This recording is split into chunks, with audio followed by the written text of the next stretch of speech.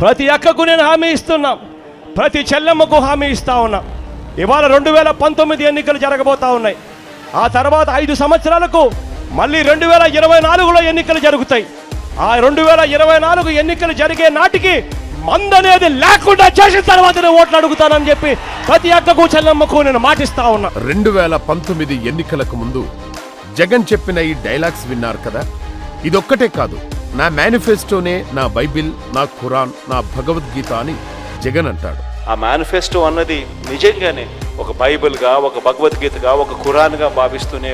అందులో కూడా ఏముందో చూడండి. కాపురాల్లో మద్యం చిచ్చు పెడుతోంది, మానవ సంబంధాలు ధ్వంసమైపోతున్నాయి. అందుకే అధికారంలోకి వచ్చి తర్వాత 3 దశల్లో మద్యాన్ని నిషేధిస్తాం, మద్యాన్ని 5 స్టార్ హోటల్స్కి మాత్రమే పరిమితం చేస్తాం. ఇప్పుడు జగన్కి జనం వేసే ప్రశ్నలు. 99% హామీలు అమలు చేశా అన్నావు, మద్య నిషేధం హామీ నెరవేర్చావా? 3 దశల్లో మద్యాన్ని నిషేధిస్తావన్నావు. ఈ 5 ఏళ్లలో వచ్చిన ఆ 3 దశలేంటో చెప్పగలవా జగన్?